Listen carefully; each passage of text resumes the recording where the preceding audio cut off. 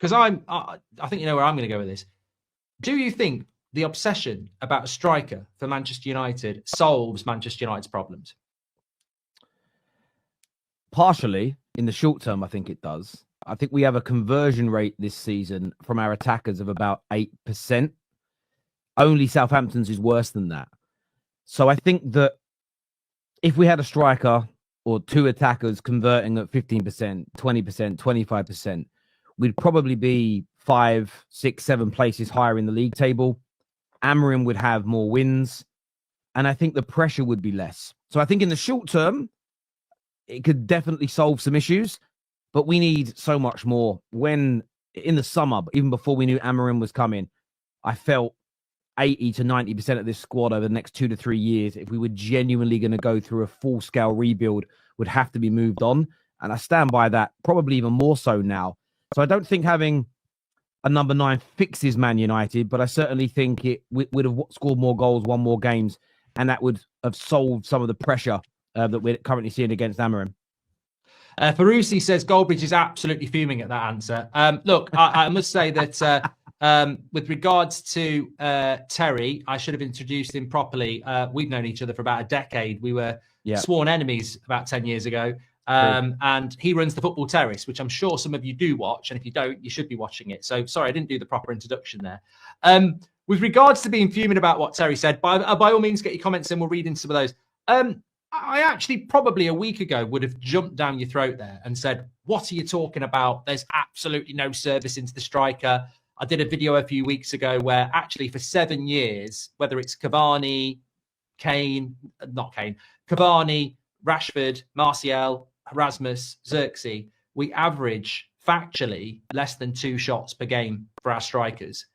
Yet Harry Kane at Spurs was getting nearly 4. Haaland, Watkins are all the same. What I would say, though, and it's a very, very recent change, is that if you had an Osimhen taking the chances Garnacho and Xerxes got at the weekend, we would have beat Spurs. So I do feel the need for a striker. I've always said we do need a need for an experienced striker. And I certainly think when you look at Rasmus's age and you think about Harry Kane and Osimhen, etc., you're not necessarily the complete striker at 21. So I think he always needed that. But we have to solve the service problem. And my big issue is that I do think there is an obsession. I agree with what you say, but I do think going back to not creating chances, we've been obsessed with the striker. Some of our fans are obsessed with the striker. And we had Cristiano Ronaldo, we had Cavani, and we still didn't really, we had a shit season. Ronaldo was here, didn't we? I can't remember where we finished with Ronaldo, although he did score a few goals.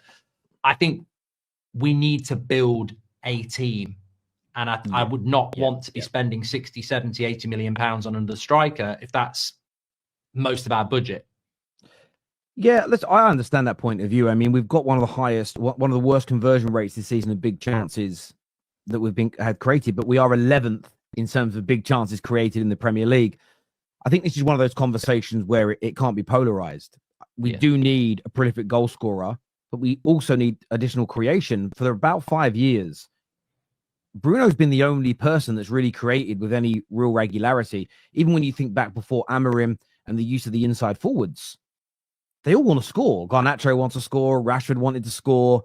Greenwood, when he was here, wanted to score. Anthony, none of their first thought was, can I get into a position for a pullback? I think their first thought was, I want to score. And the balance was always off. And I think that's one of the biggest problems we've had at the club for the best part of the last 12 years is a lack of balance. So I am in agreement with you. I don't think a number 9, a goal scorer, solves all of our problems, but it would be a great remedy to the headache right now, if that makes sense. So yeah, we need one, but we need a lot more. There's a lot of United fans online, I'm sure we'll get more into this, that they seem to think there's just quick fixes around the corner for a club that's been broken for 12 years, financially mismanaged for 20 years. And we have this Frankenstein squad that's still got connections as far back as LVG. The idea that anyone, whether it was Amorim or Conte came in, whether it was the Qataris who I wanted to own us or INEOS, the idea that it was going to be fixed like with 3 or 4 signings or a new manager, I think that's the element of conversation that really needs to be had in that United fan base, because I think we need some realistic conversations and some realism in terms of opinion on these things. Darren Taylor says, it's been one of our members for 18 months. Glazers and Radcliffe out. I was always full sale. We need the debt cleared or will get worse before it gets better. We're certainly going to be talking about that because Terry's got some different ideas. Also got some different ideas around how you would get them out, which I've listened to some of your stuff in the past, which I think would be interesting to bring in. I think just to close the striker thing off, because people would be saying, why is Harry Kane in the thumbnail? Benny McCarthy basically saying today that they wanted Harry Kane and Man United chose differently. I think this is a separate irritant for me, and I just wanted to get it off my chest. I'm tired of hearing about Harry Kane. It's the sort of thing Paul Scholes says we should have got Kane. It's the sort of thing Sky Sports say, TNT say, an ex-player says, because they really don't have a lot of depth to their knowledge.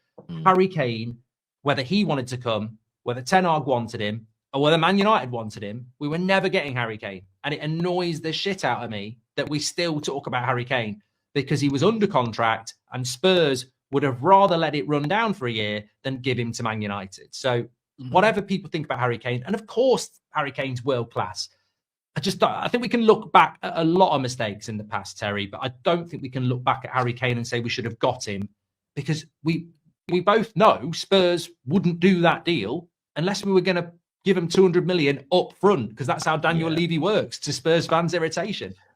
No, I agree. I agree completely. I don't think Kane I don't think he wanted to go to another English club. Listening to him speak, he obviously still very loyal to Tottenham as an example. He's gone out to Bayern and done a good job out there. And look, the mistake, I really like Rasmus. And I'm gutted that it hasn't gone the way I Don't say that on this channel, mate. You ruined it. You ruined it. I like him, but it hasn't worked as of right now. And that for me is more the focus. It isn't we should have got Kane. It's we've bought someone that hasn't worked out with yet. What's the remedy for it? Sort of looking back and sort of pining over and thorning over a player that we were never going to land just because he's a brilliant player. I just don't think it serves any purpose to Man United. I don't think it helps us as a football club. It creates more toxicity. What we need to look at is genuine, real solutions for the club to make us better, as opposed to, we should have signed Messi 5 years ago. Oh, we should have brought Ronaldo back 10 years ago. I mean, how far back do we take these conversations? But again, as you say, it's the mainstream media, and they don't have much depth to their analysis anymore. Let's talk about INEOS, because that was one of the big reasons I invited Terry on tonight, because you've got some interesting takes on INEOS that probably are different to mine. So I think that makes for quite an interesting conversation. I very much didn't want INEOS. I called them an enemy of the football club when they proposed saving the Glazers. But I lost. I didn't get the full sale. And when they took over that Christmas Eve, or it was announced, I said, look, we've lost. And in life, I think you have to be humble and admit you've lost and hope for the best. And I think for about I actually liked last summer transfer window. Some people call it crap. Yeah. I think I've heard Neville say it's crap. But I said, I actually think it was a good transfer window. McTominay, Greenwood, Wan-Bissaka were got rid of. And I like the players we brought in. I've got to admit, 6 months later, though, the pile of stuff that they've done, for me, they're just a front for the Glazers. And I'm very dubious about the regeneration of the area. And I think I pretty much understand why the Glazers wanted to stay when they got this British millionaire who was a local lad that can front up and cover up a lot of the stuff they'd love to do, which is sacking people.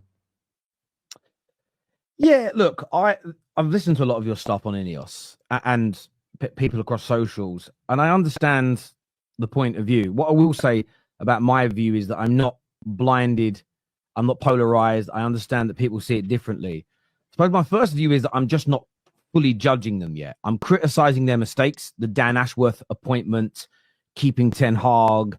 This season is essentially a write-off because we made those two appointments. We stuck with Ten Hag, and then we've decided to change every element of our footballing philosophy in November and not really have the finances available to buy 2 or 3 players for Amorim in the January.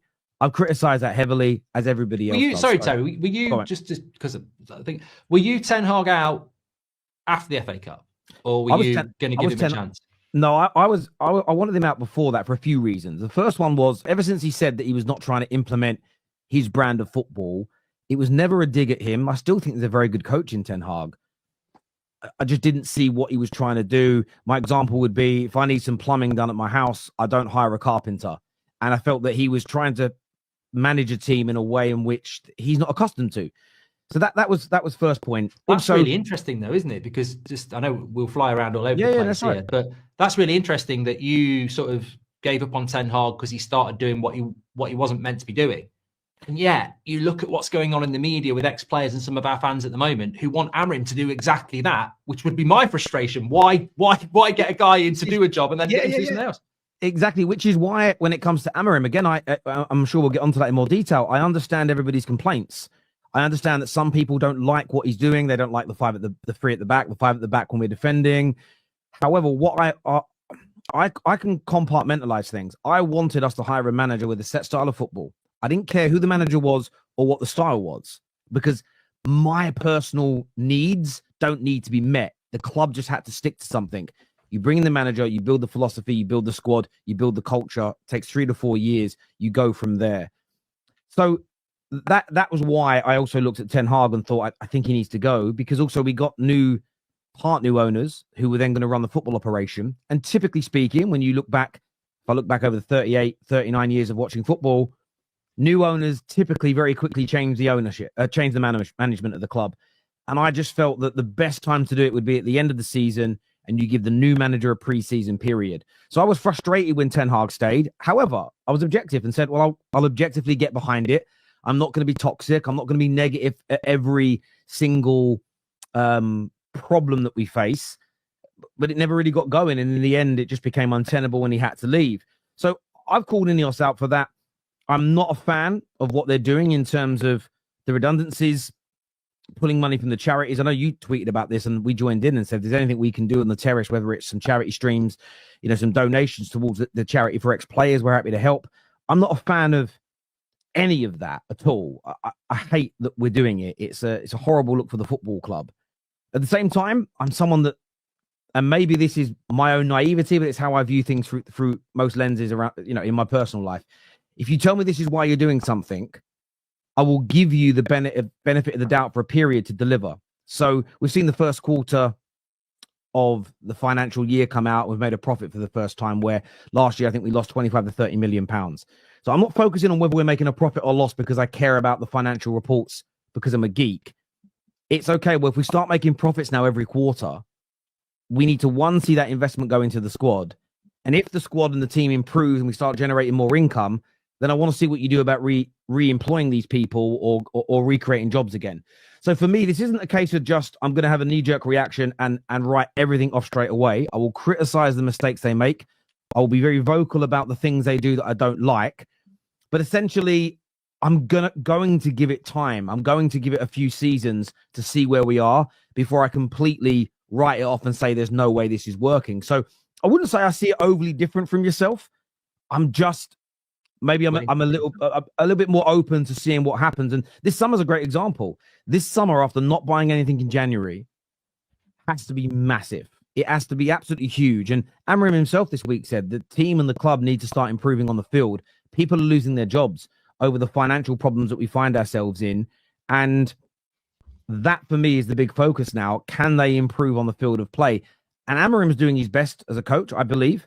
But what he needs is real solid investment this summer. And if we get to the end of the window, we've only spent 100 million on 2 or 3 bang average players, then I will be more down the lines of yourself around, I just don't see these guys working. They've been here a year, 18 months, and the progression is almost at zero. So for me, they've made mistakes. They've told us they're rectifying them. I'm going to give them any benefit of doubt, but they have to start making solid improvements and solid growth very, very soon for me.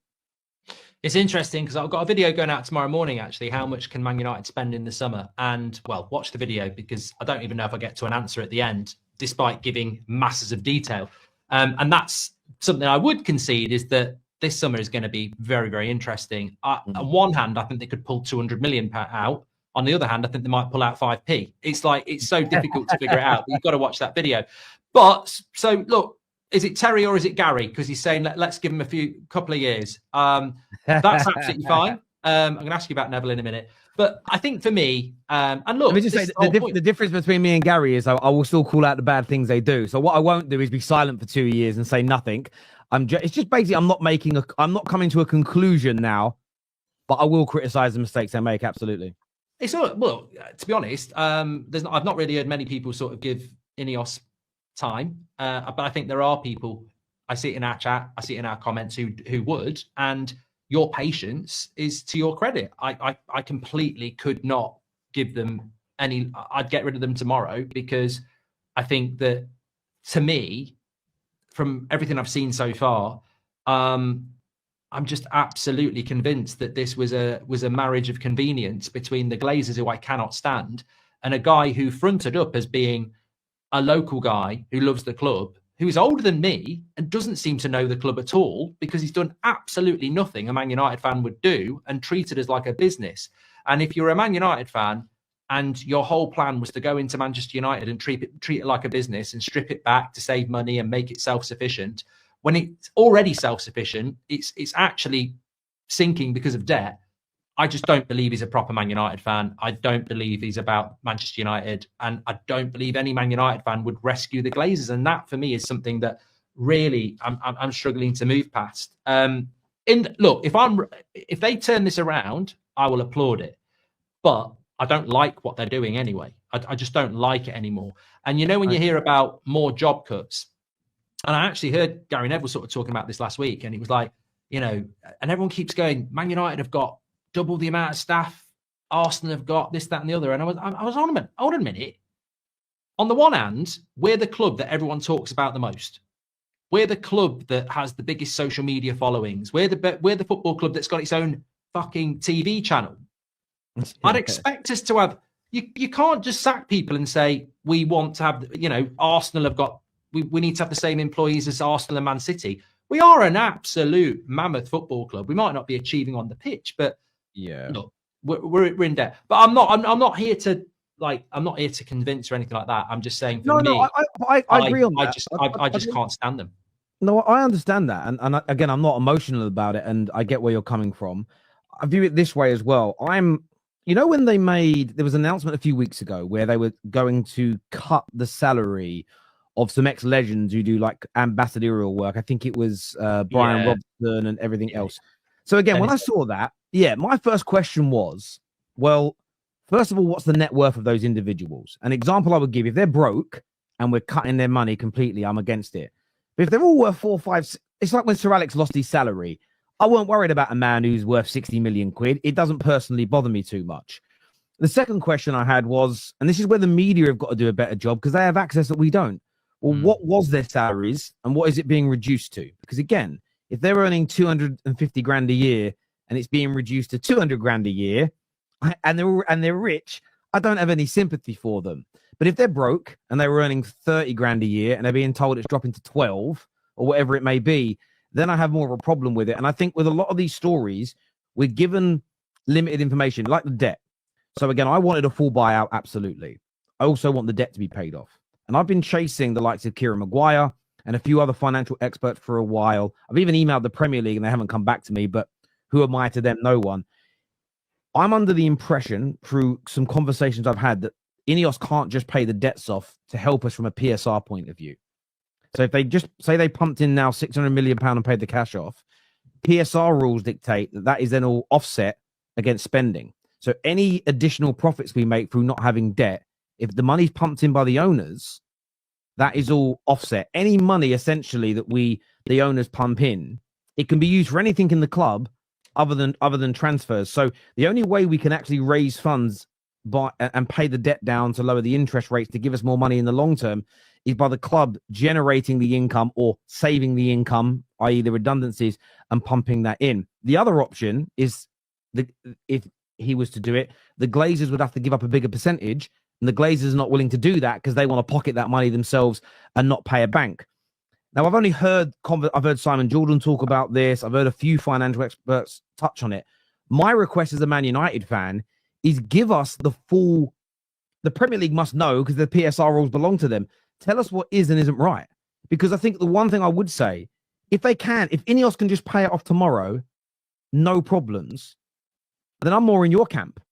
But if they're restricted on what they can and can't pay off, and we're not being told that, that's frustrating to me as a fan, because it's leading to us disliking our owners more or whatever it may be without knowing the full facts. So I'm not saying what I've been told is right. I've been chasing, though, for 4 weeks the answers on this, and nobody wants to seem to give it to me. And I find that strange.